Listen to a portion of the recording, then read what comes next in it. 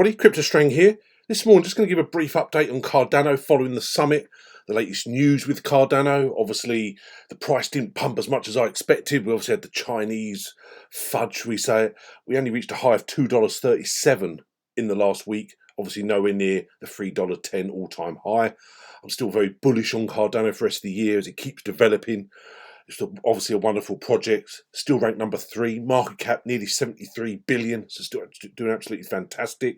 Time will tell. There's a lot of competition, as we stated in the last video, with Solana, Polkadot, etc. So the other big news was Grayscale. Now, they've announced before about Cardano being added to a trust, but now they're being very proactive on social media, explaining Cardano and about their trust. So I think a lot of people perhaps going to go away from the traditional Ethereum, Bitcoin, and will go into the altcoins. Now, Grayscale does have a huge portfolio, including many altcoins. So this document explains Cardano in every detail imaginable. Speaks there about, obviously, following the September 12th upgrade, Lonzo, Cardano now offers smart contract functionality, which aims to enable developers to build dApps on the network. Also talks about the fact that it also includes obviously DeFi and NFTs and other Web 3.0 use cases. And Cardano aims to differentiate itself from other blockchains by emphasizing a get it right the first time approach. Okay, so there's a lot of information on it. Constantly goes through. It's a huge document. It also states here the network has successfully settled over 1.6 trillion in total on-chain transaction value in the prior year since the mainnet version of Cardano's core PS protocol went live. Okay, Shelley. The network is currently processing more than 115,000 transactions per day, which is up 13 times since the start of 2021. So you can see how ADA is now really coming mainstream. The fact is number 3 obviously speaks volumes. Fee revenue paid to ADA holders support the network's computing infrastructure securities continue to rise rapidly, up nearly 65 times over last year. It's so much information on here. I know obviously we speak about Cardano a lot, but this obviously when they're trying to sell Cardano as a product on Grayscale, they want to give every part of the project, all the in-depth, but also give some things you need to be wary of. It's obviously very high-risk crypto, let's be honest. It states there the future is uncertain, but several factors that could impact Cardano's evolution following the rollout of smart contract and dApp capabilities may be, shorter term, if new dApp NFT and other tokens are launched on the Cardano network, ADA holders may shift a portion of allocation to these new assets, which is true.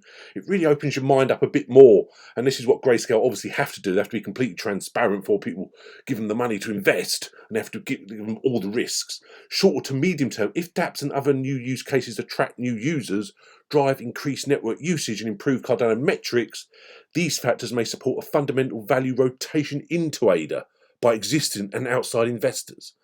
Medium to long term, Cardano may act as a higher beta play to Bitcoin and other risk-on assets during market cycles, which is obviously very true. And longer term, the community's ability to build a compelling cloud super app platform and dApp ecosystem for users will determine if Cardano achieves long-term success.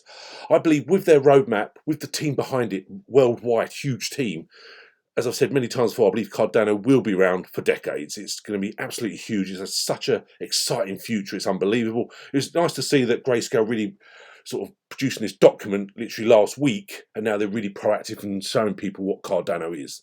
Okay, goes there about when it was founded, etc. We spoke about many times, the Cardano Foundation, the Switzerland-based non-profit responsible. What IOHK do is for the Profit Technology Research and Development Company, which launched the ADA token, which Charles Hoskinson is the CEO. Emergo, a for-profit company that develops enterprise-grade applications, builds developer tools, invests in ecosystem startups, and provides blockchain education. Talks about all the different tokens. We talk about this. We know about the obviously ongoing issuance with the staking, etc. Originally stated, originally started the fund with the ICO. I remember when it was just launched back in October 2017, when it was just under 2 cents. That's when it was crazy low. It speaks about all the different parts about it. Now, that's what I like about it. It talks about Ouroboros, it talks about the actual ADA itself, and it talks about all the on-chain transactions. You can see all the different graphs, the total ADA payment value, the total ETH payment value, and the total BTC payment value. So you can see that it's gradually catching up, with the BTC. It's 1.6 trillion here, which is Cardano, but you can see there the Ethereum and the Bitcoin. Okay, so still it's a long way off because they're number 1 and number 2 respectively. So it goes through all the different parts of it, comparing it to Bitcoin and to Ethereum. It talks about the stake in the yield. Okay, the mined Cardano blocks versus active ADA stake to validators. Such an in-depth document. Digital asset transactions goes through all there. What they're doing, you can see, is constantly going up.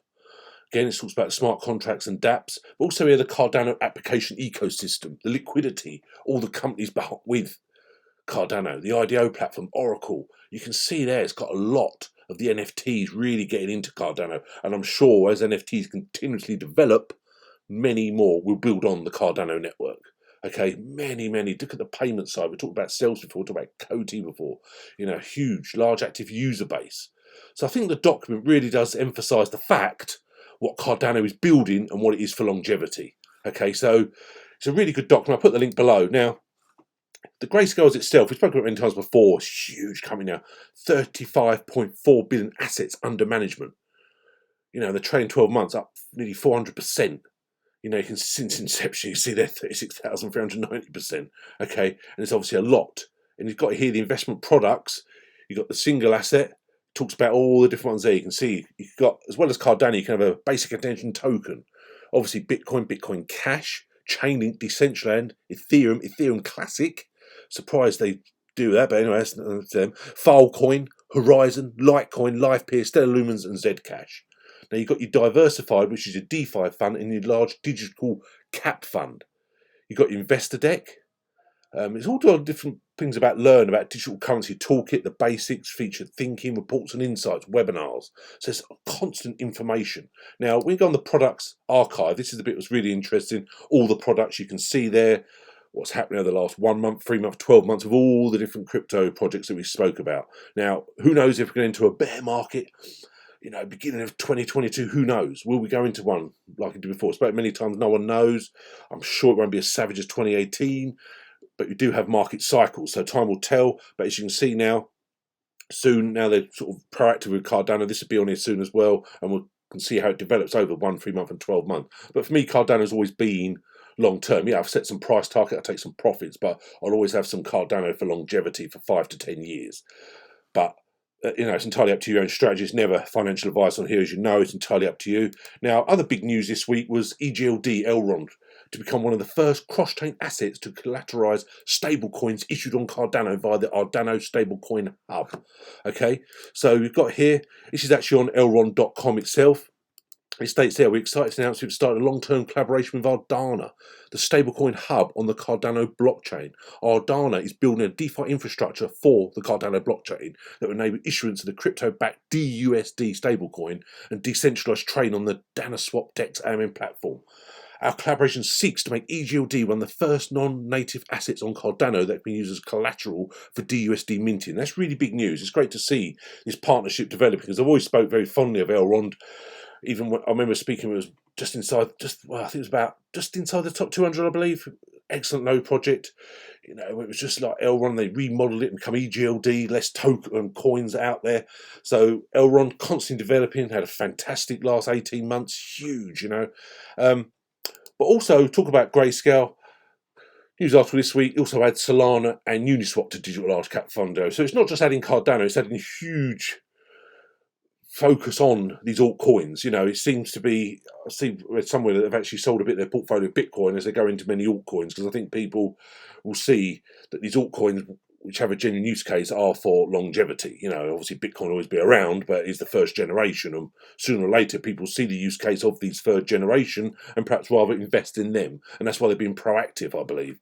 Now, it's not, obviously the team after the summit have had having a massive holiday. I know Charles Hoskin stated he was having 2 weeks off, no internet, on his farm, absolutely nothing, no Twitter, absolutely nothing. So, but IOHK is still very proactive on YouTube.